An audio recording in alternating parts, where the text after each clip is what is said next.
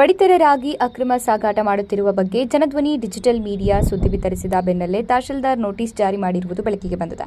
ಚಳ್ಳಕೆರೆ ನಗರದ ಕೃಷಿ ಉತ್ಪನ್ನ ಮಾರುಕಟ್ಟೆ ಸಮಿತಿ ಸಗಟು ಮಳಿಗೆ 2ರಿಂದ ಸುಮಾರು 200 ಕ್ವಿಂಟಲ್ ರಾಗಿಯನ್ನು KA 06 AB 1854 ಖಾಸಗಿ ಲಾರಿಯಲ್ಲಿ ಲೋಡ್ ಮಾಡುತ್ತಿದ್ದಾಗ ಕರ್ನಾಟಕ ರಕ್ಷಣಾ ವೇದಿಕೆ ಪ್ರವೀಣ್ ಶೆಟ್ಟಿ ಬಣದ ತಾಲೂಕು ಅಧ್ಯಕ್ಷ ಮಂಜುನಾಥ್ ಇವರಿಗೆ ಮಾಹಿತಿ ತಿಳಿದು ಸ್ಥಳಕ್ಕೆ ಹೋಗಿ ಸಂಬಂಧಿಸಿದ ಅಧಿಕಾರಿ ಮತ್ತು ಲಾರಿ ಚಾಲಕನಿಗೆ ಸಾರ್ವಜನಿಕ ವಿತರಣೆಗೆ ಇರುವ ಪಡಿತರವನ್ನು ಖಾಸಗಿ ಲಾರಿಯಲ್ಲಿ ಸಾಗಿಸುತ್ತಿರುವ ಬಗ್ಗೆ ಪ್ರಶ್ನೆ ಮಾಡಿದ್ದು ಸಮಂಜಸ ಉತ್ತರ ನೀಡದೇ ಇರುವುದರಿಂದ ಲಾರಿಯನ್ನ ಪೊಲೀಸರ ವಶಕ್ಕೆ ನೀಡುತ್ತಾರೆ. ಸದರಿ ಖಾಸಗಿ ಲಾರಿಯಲ್ಲಿನ ಪಡಿತರ ರಾಗಿಯನ್ನು ಸಾಗಿಸಲು ಬಳಸಿದ್ದು ಇದರ ಬಗ್ಗೆ ಯಾವುದೇ ತರಹದ ದಾಖಲಾತಿಗಳು ಇಲ್ಲದಿದ್ದಲ್ಲಿ ಹಾಜರುಪಡಿಸುವಂತೆ ತಿಳಿಸಿರುತ್ತಾರೆ.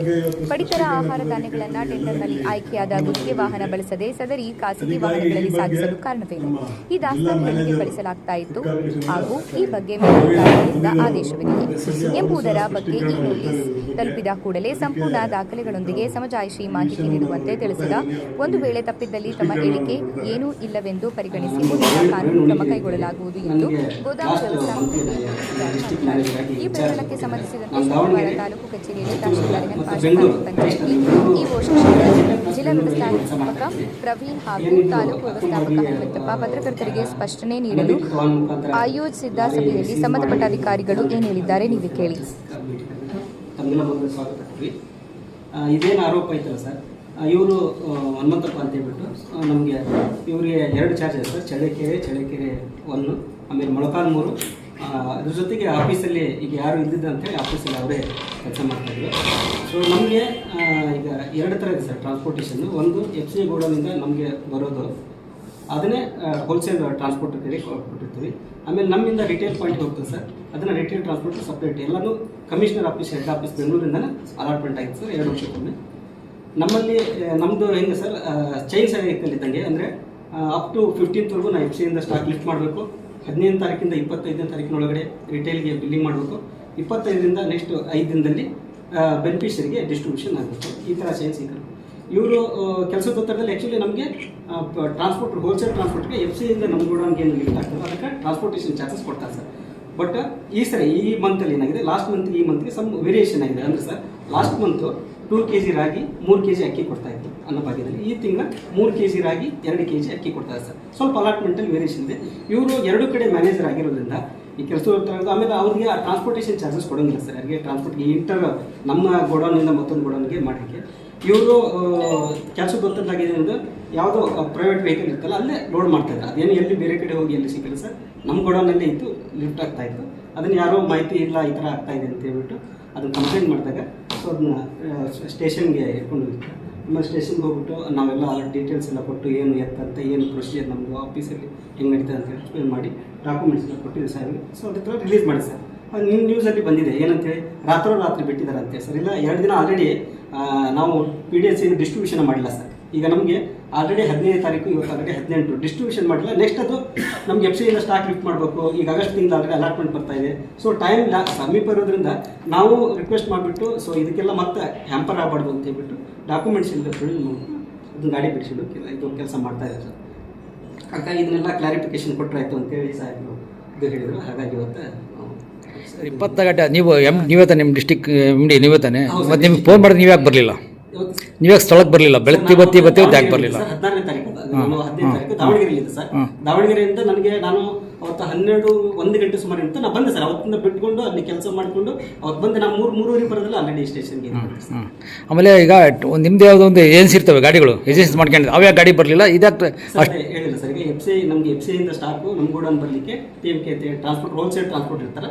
ರಿಟೇಲ್ ನಮ್ಮ ಗೋದಾಮಿಂದ ರಿಟೇಲ್ ಹೋಗ್ಲಿಕ್ಕೆ ರಿಟೇಲ್ ಟ್ರಾನ್ಸ್ಪೋರ್ಟ್ ಇರ್ತಾರೆ ಸರ್. ಇದು ಇವರು ಅಲ್ಲಿ ಮೊಳಕಾಲ್ಮೂರದಲ್ಲಿ ಸ್ಟಾಕ್ ಕಡಿಮೆ ಬೀಳ್ತದೆ. ಆಲ್ರೆಡಿ ಇದು ಅಲಾಟ್ಮೆಂಟ್ 3 kg 2 kg ಅಂತ ಅಲ್ಲಿಂದ ಕಳಿಸೋ ಸಲುವಾಗಿ ಅವ್ರು ಆ್ಯಕ್ಚುಲಿ ನಾವು ಅವ್ರದ್ದೇ ಗಾಡಿ ಹೋಗಿ ಸರ್. ಈಗ ಆಫೀಸಲ್ಲಿ ತಿಳಿಸಿದ್ರೆ ನಾವು ಅವ್ರಿಗೆ ಹೇಳ್ಬಿಟ್ಟು ಇಲ್ಲ ಈ ಥರ ಒಂದು ಟೈಮ್ ಆಗಿರ್ತದೆ ಅಂತೇಳಿ ಲಿಫ್ಟ್ ಮಾಡ್ತಿದ್ರು. ಸರಿ ಸರ್, ಈಗ ನಿಮಿಷ, ಒಂದು ಲೋಡ್ ಆದಮೇಲೆ ಅನ್ಲೋಡ್ ಯಾಕೆ ಮಾಡಿದ್ರಿ? ಅನ್ಲೋಡ್ ಮಾಡೋಕೆ ಯಾಕೆ ಹೋದ್ರಿ? ಲೋಡ್ ಗಾಡಿ ಅನ್ಲೋಡ್ ಮಾಡ್ತಿರ್ಬೇಕು. ನಾವು ಸ್ಪಾಟಿಂಗ್ ಇದ್ವಿ. ಅನ್ಲೋಡ್ ಮಾಡೋಕ್ಕೆ ಹೋದಾಗ ಕಲ್ಲು ತಡೆದ್ರಿ. ಯಾಕೆ ಅನ್ಲೋಡ್ ಮಾಡ್ತೀರಿ ನೀವು ಅಂತ ಅಂದಾಗ ನಿಲ್ಸಿದ್ರು. ಮತ್ತೆ ಸರಿಯಾಗಿ ದಾಖಲೆ ಇದ್ದಿದ್ರೆ ಯಾಕೆ ಅನ್ಲೋಡ್ ಮಾಡ್ತಿದ್ರಿ? ಅವ ಅಸಂಭವ. ನಿಮ್ಮ ಪತ್ರಿಕರಿಗೆ ದೂರ ಮಾಡಬೇಡ್ರಿ. ನೀವು ಪತ್ರಿಕರು ಸುಳ್ಳು ಬರ್ತಾರೆ ಅಂತ ನಿಮ್ಮ ಅನಿಸಿಕೆ ಐತೆ. ಆಮೇಲೆ ಇನ್ನೊಂದು ಲಾರಿ ಬಂದಿತ್ತು, ಅದನ್ನ ಯಾಕೆ ವಾಪಸ್ ಕಳಿಸಿರಿ? ಹೇಳ್ರಿ ಫಸ್ಟ್ ನಮ್ಗೆ ಉತ್ತರ ಕೊಡ್ಬೇಕು ನೀವು. ಇನ್ನೊಂದು ಲೋಡ್ ಇನ್ನೊಂದು ಗಾಡಿ ಬಂದಿತ್ತಲ್ಲ, ಇನ್ನೊಂದು ಲಾರಿ ಇತ್ತು, ನಾವೆಲ್ಲ ಅಬ್ಸರ್ವ್ ಮಾಡಿದ್ವಿ ನಾವು. ಆಯಿತಾ, ಅದೇ ಯಾಕೆ ಲೋಡ್ ವಾಪಸ್ ಕಳಿಸಿರಿ ಅದು ಹೇಳ್ರಿ, ಖಾಲಿ ಗಾಡಿ ಯಾಕೆ ಕಳಿಸಿರಿ? ಮಾಹಿತಿ ಇಲ್ಲ ಸರ್. ನಾನು ಮತ್ತು ನೀವು ಅಧಿಕಾರಿ ಬಂದಮೇಲೆ ಸರ್ ಮಾಹಿತಿ ಇಲ್ದಿಲ್ಲ ಹೆಂಗೆ ಬಂದಿರಿ ಹೇಳಿ ಫಸ್ಟ್ ಹೇಳ್ರಿ. ನಮ್ಗೆ ಎರಡೆರಡು ಕಡೆ ಚಾರ್ಜ್ ಸರ್. ನಾನು ಈಗ ಒಂದು ನೀವು ಹೇಳೋದಲ್ಲ, ನೀವು ಹೇಳ್ತಿರೋದು ಪತ್ರಿಕೆಯವರು ಸುಮ್ಮನೆ ಬರ್ದಾರೆ, ಅಧಿಕಾರಿಗಳು ಆ ಥರ ಬಿಟ್ಟು ಕಳಿಸಿರಂತ ನೀವು ಹೇಳ್ತಿರಲ್ಲ. ಸರ್ ಅದು ಹೇಳಿದಕ್ಕೆ ಅದಕ್ಕೆ ಅಷ್ಟೇ. ಹಾಂ ಹೇಳ್ರಿ. ರಾತ್ರಿ ಬಿಡುವಂತ ಅವಶ್ಯಕತೆ ಏನಿಲ್ಲ. ಸರ್, ಈಗ ನಮ್ದು ಆಯ್ತು already ಸರ್, ನಾವು ಹೇಳೋದು ನಾವೊಂದು ಕೇಳ್ತೀವಿ. ಈಗ ನೀವು ಮಾತ್ರ ಆಮೇಲೆ ಗಾಡಿನ ಸ್ಟೇಷನ್ಗೆ ತರುವಂತ ಅವಶ್ಯಕತೆ ಇರಲಿಲ್ಲ. ನೀವು ಡಾಕ್ಯುಮೆಂಟ್ಸ್ ಇದ್ದಿದ್ರೆ ನೀವು ಅಲ್ಲೇ verify ಮಾಡ್ಬೋದು. ಇವರು ಇದ್ದಿದ್ದಿಲ್ಲ ಸರ್, ಫುಡ್ ಇನ್ಸ್ಪೆಕ್ಟರ್ ಇದ್ದಿದ್ದಿಲ್ಲ, ಸಿರಿಸ್ತಿದ್ದಿಲ್ಲ.